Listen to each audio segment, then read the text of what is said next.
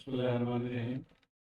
आज के इस वीडियो में हम PDC and chapter question 2.30 solve करेंगे, जो मिस्टर बॉल्स के बुक से है।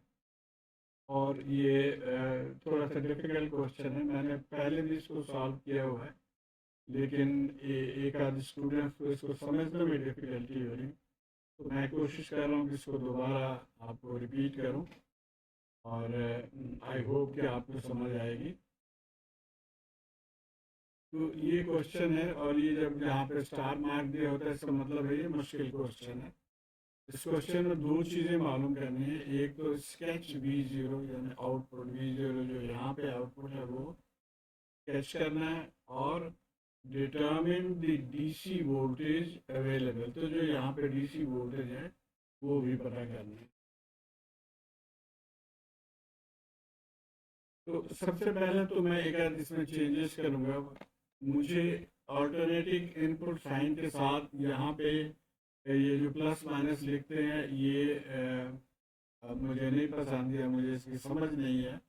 बेसिकली ये शायद रेफरेंस के लिए कर रहा हूँ, क्योंकि यहाँ पर जो एक दफ़ा वोल्टेज ऊपर पॉजिटिव नीचे नेगेटिव और दूसरी दफ़ा ऊपर नेगेटिव और नीचे पॉजिटिव होगा, तो इसलिए मैं इसको ख़त्म कर रहा हूँ यहाँ। दूसरी बात एक और भी है कि यहाँ पे जो नेगेटिव साइन और ग्राउंड एक ही शो कर रहा है, जबकि एक्चुअल क्वेश्चन में ये पॉजिटिव है और ये नेगेटिव है, और इस पॉइंट को रेफरेंस पॉइंट को ग्राउंड कहा जाएगा। तो इसलिए मैं इस नेगेटिव साइन को भी ख़त्म कर रहा हूँ, क्योंकि इसकी वजह से भी कंफ्यूजन हो सकती है इसके अंदर। और तीसरी चीज़ ये मैंने की है कि रजिस्टर की कोई वैल्यू नहीं दी, वैल्यू यानी नाम नहीं दिए हुए सारे, ये भी 2.2 है, ये भी 2.2 है, ये भी 2.2 है। तो इससे भी कंफ्यूजन हो रही है कि किस रजिस्टर को कहाँ लेके हम आए। तो मैंने इनका नाम दे दिया R1, R2, R3। अब हम आगे चलते हैं। तो पहले हम पॉजिटिव हाफ लिए, तो ऊपर पॉजिटिव हो जाएगा और नीचे नेगेटिव हो जाएगा। और मैंने कई वीडियो में ये बताया कि एक आसान तरीका है जो तकरीबन 99% केसेस में सही होता है, कि जो पॉजिटिव ऑफ द बैटरी अगर पॉजिटिव ऑफ द डायोड के साथ टच करे, ये डायोड पॉजिटिव, तो वो डायोड फॉरवर्ड बायस हो जाएगा। और अगर positive of the battery diode के नेगेटिव के साथ टच करे तो वो रिवर्स बायस हो जाएगा। तो हम इसी को फॉलो करेंगे। अब हमारा सर्किट कुछ इस तरह से हो गया, क्योंकि आइडियल डायोड है तो फॉरवर्ड बायस को हम शॉर्ट सर्किट से शो कर रहे हैं, शॉर्ट सर्किट कर दिया, और ये ओपन सर्किट हो जाएगा तो इसको हमने ओपन कर दिया। अब ये हमारा आ गया सर्किट। अब यहाँ पे अगर आप गौर करें तो इतना आसान नहीं है, हमने इसके अक्रॉस वोल्टेज मालूम कर। तो अब ये वोल्टेज तो इसके ऊपर आ रहा है, लेकिन ये नेगेटिव वोल्टेज जो है वो बड़े मुश्किल तरीके से यहाँ तक पहुँचा है, और इसका और इस ग्राउंड का क्या लिंक है ये आसानी से समझने के लिए हम इस सर्किट को मैनिपुलेट करेंगे थोड़ा सा। तो हमने सर्किट को क्या करना है, इसको नीचे लेके आएंगे, जैसे कि यहाँ नीचे लेकर आ गए। उसके बाद अब देखें कि ये ग्राउंड और ये ग्राउंड, इनको एक ही पॉइंट है तो हम इनको मिला सकते हैं। तो ये इसको और करीब लेकर आ गए और फिर हम आगे इसको मिला देंगे। फिर इन दोनों को हमने इस तरह से कनेक्ट कर दिया, और ये ग्राउंड पॉइंट।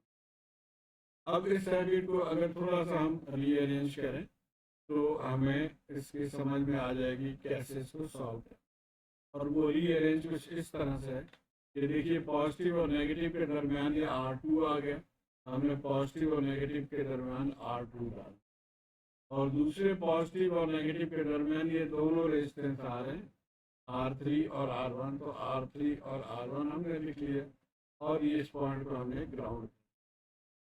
अब अगेन ध्यान में रहे कि हमने वोल्टेज इसके क्रॉस मालूम करना। तो पैरेलल में आपको पता है वोल्टेज सेम होता है, तो इसके क्रॉस भी वोल्टेज वही है जो इसके क्रॉस है। हम चूंकि इसमें इंटरेस्टेड हैं तो हम बेशक हम इसको निकाल दें। तो अब हमें मुझे थोड़ा सा सिंप्लीफाई हो गया कि 100 वोल्ट हमारा इनपुट है पीक, और ये दो रेजिस्टेंसेस हैं, तो यहाँ से हम बाई वोल्टेज डिवीजन रूल इस वोल्टेज को मालूम कर सकते हैं V0 को। और वो कहते हैं कि total peak voltage 100 divided by ये दोनों रेजिस्टेंस R3 और R1 और फिर मल्टीप्लाई बाई R3। वैल्यूज हमने पुट कर दिया तो ये हमारा आउटपुट आ गया 50 वोल्ट। तो इनपुट हमारा 100 वोल्ट पीक था और आउटपुट 50 वोल्ट पीक होगा और पॉजिटिव होगा क्योंकि ये ऊपर पॉजिटिव है और ये ग्राउंड है। तो इसको हम इस तरह से ड्रॉ कर लेंगे। तो पहला हिस्सा ये हो गया। अब हम आ जाते हैं दूसरे हिस्से में, जब हम नेगेटिव हाफ को हम इनपुट यूज कर रहे हैं, यानी ऊपर नेगेटिव हो जाएगा और नीचे पॉजिटिव। रूल वही है, लेकिन अब यहाँ पर उल्टा कि जहाँ नेगेटिव डायोड के नेगेटिव को टच करे वो फॉरवर्ड बायस होगा और जो नेगेटिव डायोड के पॉजिटिव को टच करे वो रिवर्स बायस होगा। ये सर्किट को ड्रॉ कर लेते हैं। ये रिवर्स बायस पर हमने इसको ओपन कर दिया और फॉरवर्ड बायस पर इसको शॉर्ट कर, और यहाँ पे भी हमें मैनिपुलेट ही करना होगा टू फाइंड दिस वोल्टेज। तो हम सेम टेक्निक फॉलो करेंगे।